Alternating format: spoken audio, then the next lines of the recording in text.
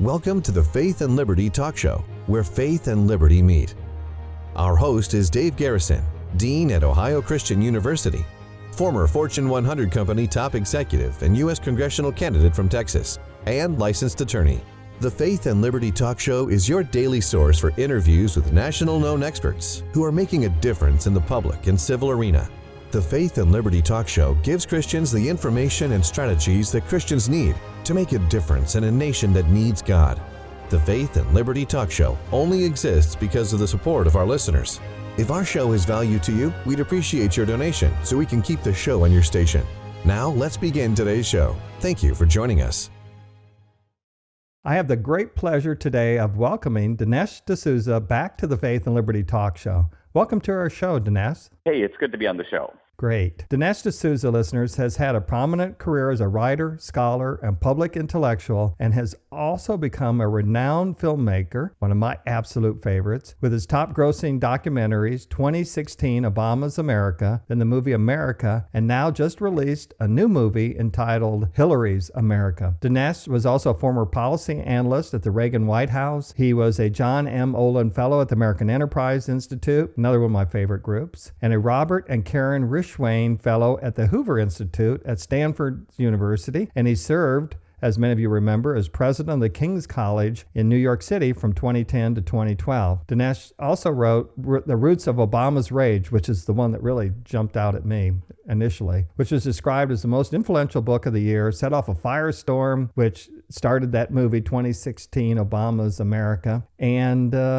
with all your best-selling books, videos, and now this new fascinating movie that I reviewed just today, which I'm still reeling from some of the things that you said in there. I went and told my wife right away, Dinesh, there are things I thought I knew that I didn't know that he brought out in the movie. So that's a good movie. Thank you. I really appreciate it. One of the things that always jumps out at me when I'm reviewing your movies is, aren't you a little concerned that the Democrats will come after you again, as many people believe the Obama administration did after your movie on Obama, the 2016 Obama's America?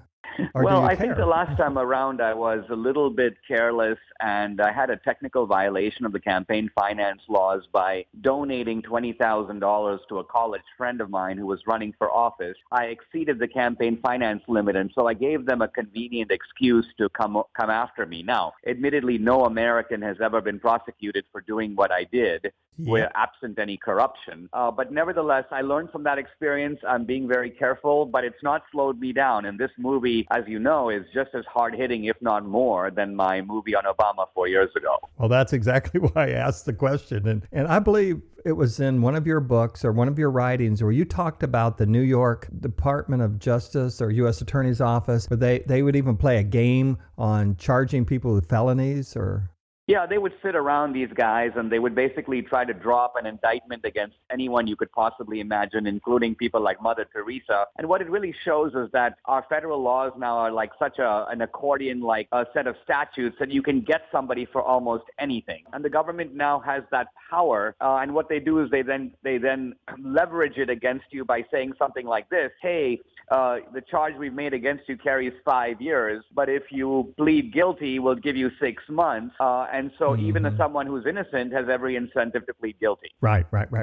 And Erwin Lutzer, the pastor of Moody Bible Church, wrote a book, When a Nation Forgets God. And he describes this sort of thing, which was going on in Germany prior to World War II. And then I forget who wrote this other book. It's called 2 or 3 Felonies a Day, where if the government has created so many crimes that they can get you, any business person, 2 or 3 times a day. But anyway, because our show, Dinesh, is heard across America on Christian Talk Radio, our listeners are always interested in knowing about your faith journey. So let me ask it this way. How does your faith impact your life, your work, your politics, and what you do every day?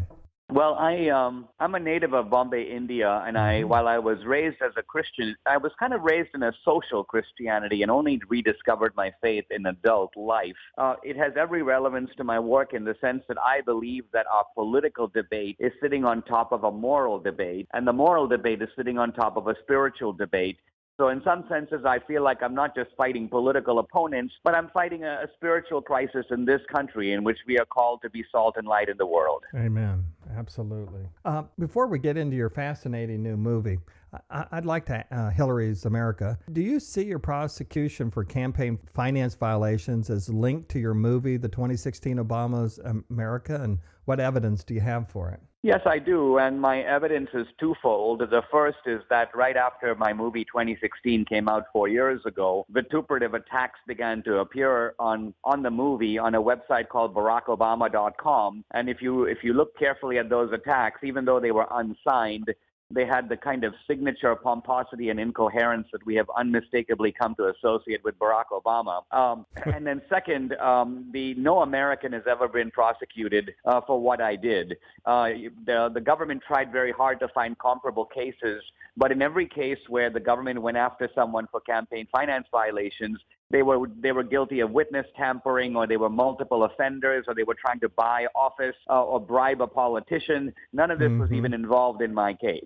I want to ask you another thing on that and then get to the movie. How do you feel when you had to go to jail for a campaign finance violation, we'll call it, when Hillary gets a pass for violations of national security, her private email servers storing confidential national secrets, lying to Congress, and everything else they do? Well, this answer may strike you as a little bit funny, but I felt right at home, and here's what I mean by that. I was raised in a country, India, where this kind of thing happens, where there's two sets of laws, one for the politicians and one for everybody else. Yes. And so it is normal in third world countries to have those places run by gangs. You get a little glimpse of this in the movie Slumdog Millionaire. Yeah. But then many of us as immigrants come to America to get away from all that, get away from the corruption and bribery. So it is a little bit weird to see all this coming to America and seeing Hillary operate kind of like a gangster that you'd find in India or in Venezuela, just basically staying one step ahead of the posse, being able to beat the investigations because her boss, Obama's pal, is the employer of Comey and the employer of Loretta Lynch. You know, her husband is meeting with the attorney general even while the investigation is going on. All of this kind of stinks to high heaven, but it's become par for the course with Hillary Clinton. Yep. I want to get into it a little later, though, but I've spent some time in Haiti summer before last, and you said some things in the movie that I want to talk about, but that's the way Haiti works, you know, so I'm quite familiar with what you're talking about. Okay, your new movie, Hillary's America, you start the movie off with clips of slavery, the Indian Removal Act, and other notorious events of Democrats over history. Why do you do it that way? The reason we highlight the crimes of the Democratic Party is the Democrats have so ingeniously blamed those crimes on someone else. I think if you were to grab a guy on the street and say, who's responsible for Indian removal, who's responsible for slavery, segregation, Jim Crow, the Ku Klux Klan, lynching, forced sterilization, they would say, oh, gee, that's probably the South, or that's probably the Republicans. But the truth of it is no. These are actually the self-conscious and actions perpetrated by the Democratic Party over a long period of time. And so the Democratic Party has been the party of the ingenious cover-up. And right before their convention in Philadelphia, I thought it was an appropriate time to blow the whistle on them, not just with the movie Hillary's America, which is now in theaters, but also the book Hillary's America, which has chapter and verse and documents the evidence for the accusations and scenes that are listed in the movie. Well, I compliment you on that because the book, and I have it obviously and been looking through it, is well footnoted and documented, and that to me is a mark of integrity. But you highly incriminate the Democrats in the continuation of slavery with statements like no Republican owned slaves, only Democrats. Yet today, Democrats argue that they're behind obtaining civil rights in the 1960s. Should they be held responsible for something nearly 100 years ago? Yes, because if you believe that the effects of slavery haven't completely been eradicated from our society. It's important historically to know which was the party that was for slavery, namely the Democrats, right, and which was the party that ended it, namely the Republicans. But the fact is that the same thing is true about the Civil Rights Movement, which is the party that actively opposed the Civil Rights Act of 1964, the Voting Rights Act of 1965, and the Fair Housing Bill of 1968. Answer, the Democratic Party. And which is the party that proportionately voted more for civil rights? Answer, the Republican Party. You know, and that is lost on so many people, and I really appreciate you bringing out that point. What do you believe the Democrats are really after with electing Hillary this time, or trying to elect her? Well, I think that Hillary represents the kind of culmination of a whole democratic tradition of subjugation, exploitation, and theft. Between her and Bill, they operate as a kind of a tag team. So essentially, the Democrats are putting up Bonnie and Clyde for the White House. I don't think the American people should go for it. Now, I recognize that the alternative is Trump. I recognize that there are a lot of question marks around Trump. Trump being an outsider, there's a lot about him we don't know. But if the door marked Trump has the headline under it question mark, the door marked Hillary has the headline, or at least a sign right below it that says a known crook. Now, we've had crooks in American politics, but generally we didn't know beforehand. We found out and then threw them out. But with Hillary, we know. Yeah. Well, you cover a lot about the Clinton Foundation and what they did, and particularly in Haiti. And they supposedly gave all this money and did all this in Haiti. And when I was down there a couple of years ago, I was sitting in the conference room of the president of Haiti with some of his ministers, and they said, "Where's the money? Do you see it?" And and it was kind of an eye-opener. Yeah, it's interesting. There have been these Haitians protesting outside the Clinton Foundation and demanding where the Haiti earthquake money is. And the media doesn't cover this stuff because it's so embarrassing. You know, it's one thing for the Clintons to rob from the rich, but they have mastered the art of robbing from the poor. Yeah. And they do that by intercepting aid money intended for Haiti. That was because Hillary was Secretary of State and Bill was the head of the UN delegation for Haiti. The two of them were perfectly positioned, so the Haitians didn't get the food, they didn't get the water, they didn't get the schools. Somehow the only people who made off like bandits were the Clintons and the Clinton Foundation. This is Dave Garrison, your host of the Faith and Liberty Talk Show. We will be back after a few messages from our sponsors to our conversation with Dinesh D'Souza, a writer, scholar, and public intellectual, and has also become a renowned filmmaker, one of my absolute favorites, with his top-grossing documentaries, 2016 Obama's America, then the movie America, and now just released a new movie entitled Hillary's America. A biblical and affordable way exists for Christians like you to pay your healthcare costs and fulfills the Affordable Care Act's requirements for Americans to have health cost support. It's Christian Healthcare Ministries. For more than 34 years, Christian Healthcare Ministries has enabled Christians to meet the critical life need of paying for healthcare while following the biblical model of Christians sharing to meet each other's needs. Christian Healthcare Ministries isn't health insurance. It's a New Testament model of Christians supporting and caring for each other. Please visit the Christian Healthcare Ministries website or call the ministry to discover its capabilities in service to Christians in all 50 states. Christian Healthcare Ministries is biblical, affordable, compassionate, and an eligible option under the Affordable Care Act. The website is chministries.org. That's chministries.org. The toll-free number is 1-800-791-6225. 800-791-6225. Begin the next step of your life at Ohio Christian University, one of the nation's fastest growing nonprofit universities. Earn an accredited associate, bachelor, or master degree entirely online, or attend class once a week at one of 14 convenient locations.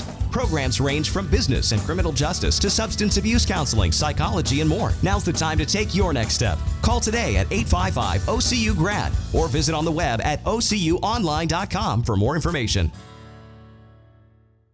This is Dave Garrison, your host of the Faith and Liberty Talk Show. We return now to our conversation with Dinesh D'Souza, a writer, scholar, and public intellectual, and has also become a renowned filmmaker, one of my absolute favorites, with his top-grossing documentaries, 2016 Obama's America, then the movie America, and now just released a new movie entitled Hillary's America. Pastor Bill Hybels has said the real test of a man is what they do when they think no one else is looking. And there we go. Maybe I can ask a little different question. What is Hillary's goals for her presidency? In my opinion, Hillary is a little different than Obama. Obama's goals were ideological. They were anti-colonial. They were the dreams from his father. And while we might disagree with them, his goals were nevertheless something that he thinks is best for America. With Hillary, I don't think ideology is the main thing. Ideology takes a backseat to her personal financial interests. Ideology takes a backseat to the kind of unquenchable desire for power and control. She's kind of a control freak. And so I think gangsterism is actually the one word that defines Hillary Clinton. And so what we're looking at is the potential of the gangsterization of America. That's what Hillary Clinton represents, and that's what the American people are being asked to vote for. Wasn't her political mentor a cold-blooded gangster? I think that's the words I saw in something here. Yes, her political mentor was Saul Alinsky. There you go. And many people know one side of Alinsky, the political radical. Alinsky wrote a book called Rules for Radicals. Right. But the real Saul Alinsky wasn't even that. The real Saul Alinsky was basically a crook, a thief, and a gangster. He was a petty thief on the streets of Chicago. And then later, when he was at the University of Chicago, he describes how he would rob from the university. Later on, he got in with the Al Capone gang and began to learn their techniques of extortion. And then in his own words, Alinsky says, I applied those lessons to politics. Mm-hmm. He liked the idea of going into politics because he felt you can do extortion without getting knocked off. And it's quite remarkable to think that our aspiring next president has as her mentor a self-described gangster. Why do you go after these prominent Democrats like President Obama and Hillary Clinton? Is there a certain amount of natural, and I think we would understand it, revenge? In my case, absolutely not. I have been, for most of my career, I've been a scholar who writes not about people, but about ideas. I've written books on higher education, on a book called The Virtue of Prosperity. Mm-hmm. I've written books on civil rights. A book called What's So Great About America. I've written 3 books on Christian apologetics, right, including What's So Great About Christianity. The only reason I've been writing about Obama and Hillary is it seems to me they represent such a twisted, perverted, and dangerous strain in American politics. And since I'm an immigrant, I want to protect the politics of the American dream, the ladder of opportunity that enables people to start at the bottom and climb up the ladder. And the last thing we need are these kinds of, in Hillary's case, crooks, whose goal is to basically put us all under the thumb of government control. I'm going to use a terrible analogy, and someone of your intellect is probably going to say that's not very good, but in a lot of ways, what I see you do is like a boy and a man and woman are dating, and the man's treating the woman just terribly. And she just puts up with it because she's been putting up for a long time. And then you come in as the woman's friend and say, look, that's wrong what he's doing because it matters to you. And you've come to America with a totally different perspective saying America stands for these things. And I get here and I see this and you're calling attention to what we all, sometimes we just say, well, that's the way it goes. And your sensitivity is unique and it's something I really compliment you on and I appreciate what you do. Well, if I may mention, our website is Hillary'sAmericaTheMovie.com. Yes. You can plug in your zip code, and it'll tell you where the movie is playing near you. And then also look for the book, Hillary's America, which is in bookstores everywhere. It's already. Some Variety magazine referred to you as the Michael Moore of the right. Do you like that? Well, yes and no. I mean, I would agree that Michael Moore has been the most successful political documentary filmmaker. I'm probably this number 2. He has, of the top 10 films, he has 5, but he's made 15 films. I have 2, and I've made 2 films. We'll put this film in that list very easily. But intellectually, Michael Moore is a little bit of a joke, and so I wouldn't compare myself to him in that regard. My movies, I hope, it's not saying very much to say that they're much more intelligent than Michael Moore's movies. But Michael Moore does understand that movies should be entertaining. People go to movies for entertainment and not for messaging or not even to be educated. And we make very entertaining movies. Oh, you do. And emotionally gripping movies, including this latest one, Hillary's America. Well, I was looking in Hollywood Reporter, and there's a headline, Schindler's List producer compares Dinesh D'Souza to Oscar Schindler at Hillary's America screening. What was that about? Well, that was just a very generous, and it's too much. But I mean, this is our producer, Jerry Mullen, right, who is a longtime partner of Steven Spielberg, and the two of them made Schindler's List together. Now, of course, Schindler had great courage. I wouldn't even pretend to have that kind of courage. And while no one is suggesting that we're living under Nazi Germany, no. But I think Jerry Mullen was saying that it does take a certain kind of bravery to go up against Obama, and even when they strike back at me, not to be deterred and do it again with Hillary. And that's what he meant by that compliment. Yes, and that shows your courage, and that's why I wanted to read that out for the listeners. Most practicing Christians believe that character or virtue is of the utmost importance in a president. based on what most people know about Hillary and as well as what they know about Donald Trump, they don't see the virtue, the character in either one of these candidates. So how do Christians evaluate this coming election? How do you recommend that? Well, all elections are an actual practical choice, and you have to decide between the options on the table. Yeah. There's a certain kind of craziness that tries to find a third option, or thinks that abstain is like a legitimate option, but it really isn't. To abstain, let's say, from voting this year is to help Hillary. And so whatever one's reservations about Trump, and I've got some of my own, I will unhesitatingly pull the lever for him because he's much preferable to the alternative. Yeah. Well, and I'm jumping all over here because there's so many things I wanted to get out so quickly, and I know we're short of time, but what do you think of the ratings, like from Rotten Tomatoes? And, they give you like a 5% rating or something. How's that strike you? Well, when a guy like me sees it and says it's wonderful. Ratings. They have the critics rating, and then they have the audience rating. Our audience rating, well, even our audience rating is slightly deflated because paid leftists go on there. They were rating the movie before it even came out. Absolutely. So they'll bash the movie. But nevertheless, they'll be overwhelmed by people who actually see the movie. Mm-hmm. You'll see our Rotten Tomatoes audience rating is really good. Now, the critics are the sort of progressive leftists who, the better the movie, the lower they rate it. And so I almost judge myself by I judge my success by how low the rating is. Yes. If it's 10% or 12%, I think that's too high. I'm working for like 3 to 4%.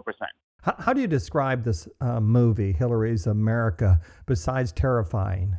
Well, it's like a detective story because it's a way of trying to discover and uncover the truth about the Democratic Party and about Hillary. We do that. We expose it. We dramatize it. We show it. And I think people, whatever their politics, and then be cool for Hispanics, African Americans see this movie, they would I think, really be forced to think and re-examine their assumptions. This is probably one of the last questions here, but you had Carol Swain on, Professor Swain, in the movie, whom we've interviewed on the show and think she's just really a remarkable lady. She's a law professor at Vanderbilt and has stood up against a lot of the stuff that's going on in Vanderbilt. But if you hear what she's saying, you talk to somebody like Star Parker or an Alan West or Kevin Jackson or any number of prominent black conservatives, they feel that there's a slavery of a type going on right now. Matter of fact, Star Parker's book was Uncle Tom's Plantation. Do you see the same thing that they're seeing through the slavery of welfare and the breakup of the family and being tied to the Democrat Party? Yeah, the phrase we use in the movie is the urban plantation. And we developed this notion that the urban plantation, not so different from the old slave plantation. Many of the same features of the old slave plantation are now discovered again in the urban plantation. And the same people are running them both. The Democrats ran the old slave plantations. They're running the new urban plantations. If you go to inner city Oakland or Detroit or Chicago, you don't see a whole lot of Republicans running the place.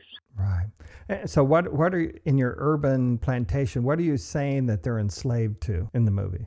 Well, they're essentially captive to a party, the Democratic Party. The old plantations had a big house. They were run by the plantation owner. The big house now is the government, but the government run by the progressives, the people like Obama and Hillary. And the government, the progressives have only one interest in these plantations. They only care about the vote. So this time the plantations aren't producing cotton. They're producing votes for Democrats. And the people who run the plantations are trying to basically grow votes. The people who are in the plantations never advance in life. They remain about the same. They get some basic meager provision of food and health care and so on. But remember, that was also true in the old slave plantation. Exactly. You got a slave quarters, and if you were sick, they called the doctor, but you could never get ahead. Well, and I agree wholeheartedly with what you just said. And listeners, I've seen the movie. It's an excellent movie. If you've seen any of Dinesh's other movies, they just keep getting better and better each time he does one. And this is one way for us to get educated on things that the media won't cover. You don't hear most of the stuff on Fox. You bring in Peter Schweitzer, with the author of Clinton Cash, and he reveals all these other international trades and the corruption of them, and you won't hear that in the regular media. And so it takes people like Dinesh to create a wonderful, excellent movie. And you will not get tired for 1 second watching this movie. You will be on the edge of your seat going, I can't believe it. In Texas, we're always saying it, tell me it ain't so, but it's so. Dinesh, thank you so much again for being on our show and being a great patriot and caring that we know the truth. And thank you for your stand for Christ as well. I appreciate it. Thank you very much. Thanks for being on the show. Have a great day. The Faith and Liberty Talk Show is brought to you in part through the generosity of our title sponsors, Christian Health Care Ministries, Ohio Christian University, and most importantly, you, the listeners. Our host, David Garrison, thanks you for listening to the Faith and Liberty Talk Show today. For more information about the show, please go to faithandliberty.org, where you can access previous shows and like us on Facebook. Please keep in mind that the Faith and Liberty Talk Show only exists because of the generosity and support of our listeners. If our show is of value to you, we would appreciate you visiting our website and donating to help keep our show on your station. The opinions and comments represent the views of our speakers and may or may not represent the views of Ohio Christian University. May God bless you, and thank you for listening to our show.